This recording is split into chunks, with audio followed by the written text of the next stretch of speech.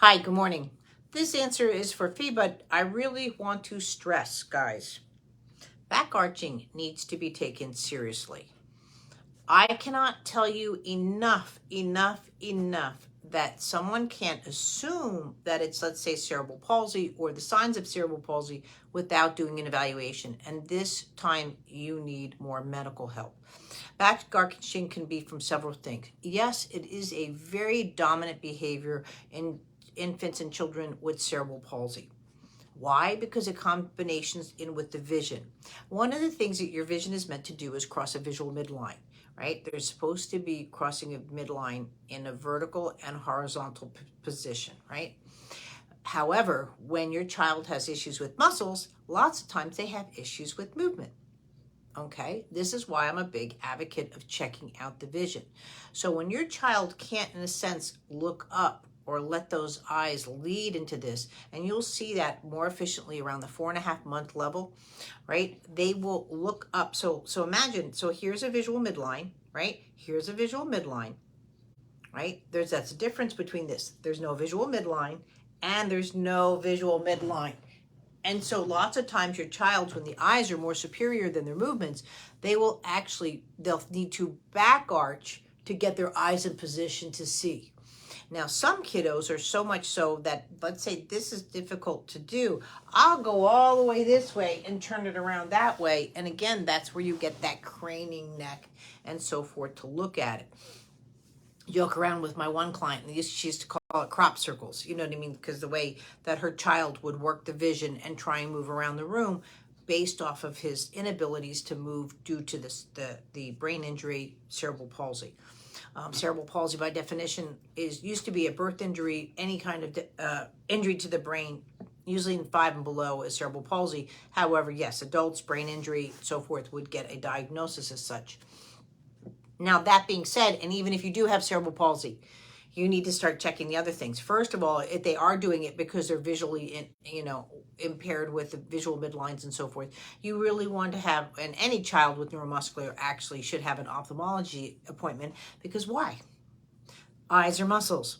So if you have muscle integration disorder within the system, then yes, you also want to check the muscles of the eyes. For sight, needing glasses, sight, as well as for, again, if there's a brain injury and so forth, optic nerve hypoplasia, those kind of things that need to be checked, retina development, prematurity, all these should be checked out.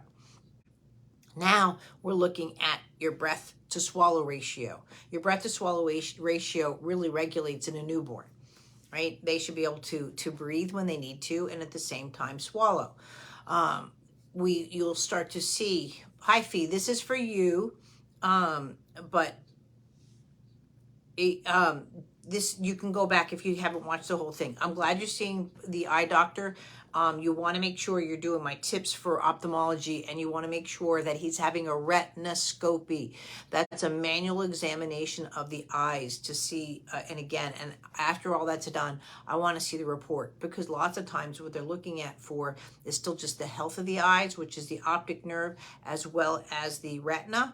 And you'll say, like, let's say those are non-issues. They'll say, well, the eyes are fine. So you think, oh, the eyes are fine, I've got nothing to worry about. And they've never examined the eyes for vision because they feel the child's too young, or they're bad visions within normal ranges. I disagree when you have a child that's multi-complex. So again, if you find that your child's having visual difficulties looking above, right, that's what you're checking is for functional vision, for visual midline.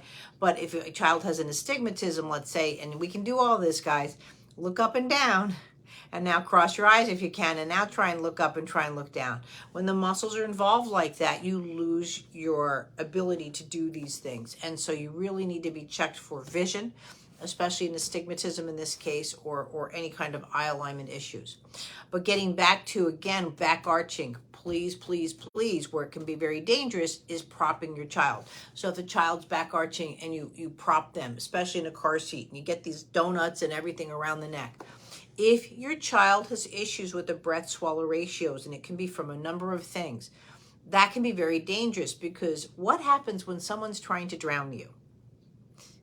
you go back like this. If you're drowning in the water, it's a natural response that we are going to open up that esophagus as much as possible. Why? Because it lets a valve be more neutral or not engaging. So if I'm breathing, and that's what the body's going to choose. The body will choose breath over swallow any day.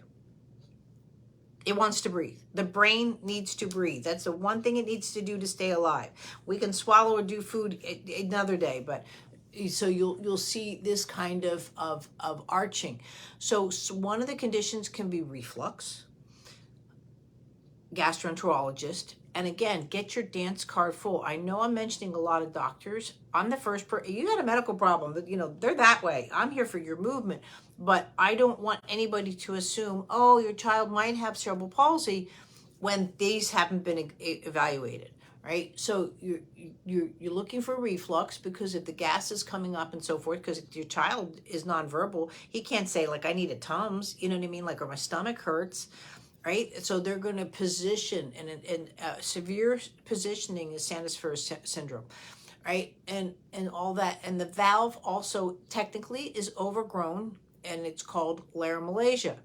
Laryngomalacia usually outgrows itself around the 11-month period, assumption-wise. However, if your child's had been intubated, NG tube, any of those kind of things, there could be light scarring on this, or the valve just can be overgrown. So that's another thing, is the child is literally sitting here again to open that valve as much as possible. You might even see children going into a backward C shape, that they're back arching so severely. And again, as we go low tone or more habitual when we're sleeping, a lot of these habits come out. We also tend to have more heartburn and so forth when reflux at night than we do during the day, because again, we're in a lying position, and now again, a hiatal hernia, something like that, where the stomach is open and involved, the gases can rise. And the reason that's dangerous is because if the child and goes like this, they can aspirate that stomach acid, and that's where you can get an aspiration pneumonia. Worst case scenario in that end, or you're just burning out the esophagus. So if your child's colicky or anything like that, you really want to go in and look at your child having reflux issues. Laryngomalacia is done by ear, nose, and throat. It could be enlarged adenoids, all that. They do a minor scope in the office and look to make sure that that valve is okay. And again, if they say, oh, it's a little overgrown, it should self-resolve. Now, you got a kid that's back arching. Worst case scenario for laryngomalacia, there is surgery. And where they open up or they remove the scar tissue. There's lots of things that can be done. You'll see this too in kids that are a little bit older, that they can't talk like this. They might say, car, go, where they have to literally force that movement out of their voice box and so forth, because again, there's scar tissue somehow on in that area with the voice box and going into lungs and so forth. So there's many different reasons why you can have it, but I can't stress it enough, guys. This needs to be evaluated. It's a great Facebook post, but now really you have to go and make sure to rule out any of these things. Because again, like I said, when you're drowning, what do? You're going to do those kind of things. And I don't want your child to be medically stressed. Please be aware, even with laryngomalacia or reflux, when I say your breathing is your dominant of your breath-swallow ratio, and this will cause feeding difficulties later on and drinking difficulties, but aspiration, penetration, all those kind of things, or I should say. But you're at a higher risk if you have the laryngomalacia or there's some kind of polyps. There's lots of things like eosinophilic esophagitis, EE. My son had that for a while. There's lots of things that can happen, guys, that is a little bit beyond our pay grade at Facebook. And seriously, I don't say this lightly. Having a child that's going in for his 29th surgery in a month now, I'm not saying that all kiddos are this complex. However, please don't take it for granted that it's necessarily something that has to do with cerebral palsy. We have to look at making sure that your child is comfortable, because if breathing's difficult, right, that failure to thrive now goes to here, because they're going to save the breath, right? If I'm drowning, I'm not writing a company, anything like that. I'm dealing with my survival skills. And there's a difference between developmental delays, global delays, and really just fighting for your survival skills. So I'm big on the evaluation and going from there, but you know, right now keeping your child as comfortable as possible, but be careful on the propping, especially if it has to do with that. I cannot read this. Let me see. This is where...